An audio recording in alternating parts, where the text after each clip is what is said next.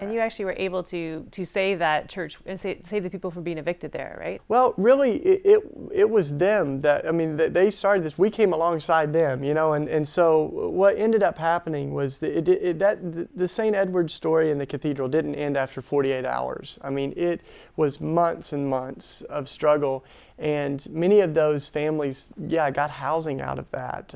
And a group of us that were students ended up going, man, let's continue to try to figure out this community thing, and we read the book of Acts, and we said, we all had different experiences with the church. Some of them were really positive, some were nightmares, but there was a moment where we really said, let's stop complaining about the church that we've experienced, and let's work on becoming the church that we dream of, in the church that we see in Scripture. And so we set ourselves to try to become a community that lived in a lot of ways like the early church in Acts. And we bought a house together. We didn't know what we were doing. I mean, we found the person with the best credit, Jamie, and we're like, Jamie, we're going to put the house on your credit card. And we did, This is not how to start a community 101 or something, but and then we had this real innocence of let's try to be a family that is born again and that cares for our neighbors as ourselves. And so we moved into the Kensington neighborhood, which again, a lot of people in Philly, because it's such a poor area, it's known as the Badlands.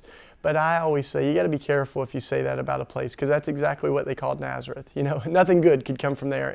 And so that's become home. And it's a neighborhood that there's a lot of pain and a lot of struggle, but it's also a place that I'm incredibly proud of and that I'm able to learn a lot from.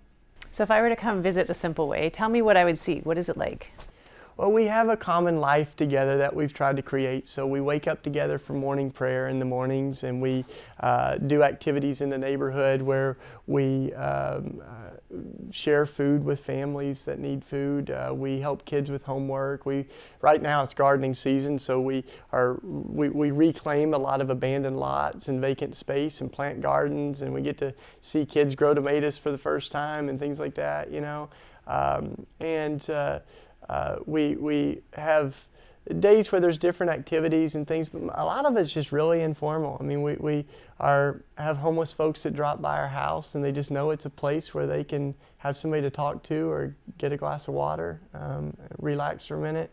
And then eventually you also start to ask questions about some of the deeper stuff, what creates poverty, what's landing people on the streets. And Dr. Martin Luther King, who is a great teacher and hero of mine, and he said, we're called to be the Good Samaritan and lift our neighbor out of the ditch on the road to Jericho, like the story in the Bible, And he says, but after you lift so many people out of the ditch, you start to say, maybe the whole road to Jericho needs to be reimagined.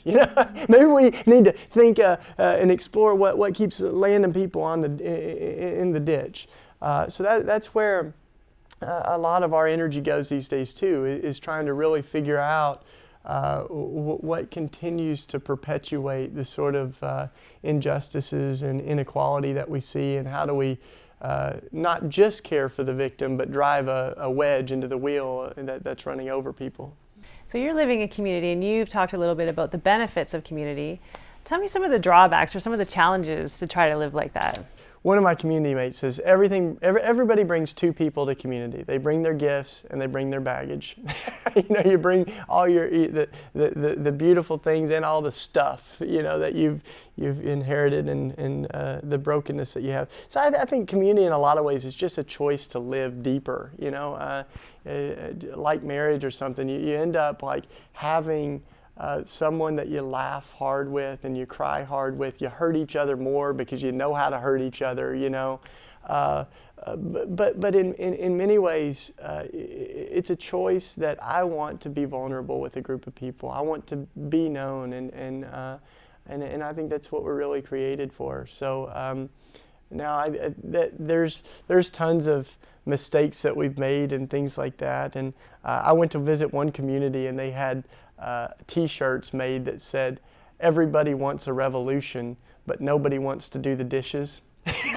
And I think one of our ideas was we'll just all move in and love each other and everything will work out. And that was awesome for about a week, you know.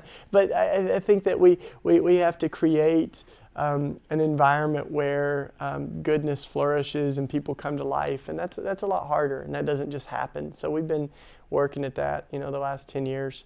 But I live with people who make me laugh hard, and I think that's really important in the kind of work that we're talking about. I mean, you see so many difficult things, you know, women that are in domestic violence and kids that are hurting each other and poverty and all that stuff, and so you can get pretty down, I think.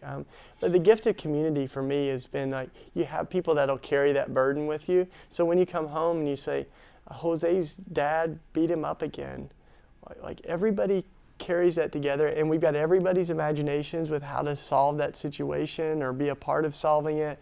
So but I think above all, like, our community is a place where we can really, where we can cry together, we can laugh together, and we can, it helps sustain things for me. I think just as much as we're called to radical discipleship and all those things, we're also called to community. There's no such thing as a Lone Ranger, you know, Christian out there. Tomorrow, part 2 of our interview with Shane Claiborne and tough questions about sharing all of our possessions and whether it's a sin to be rich.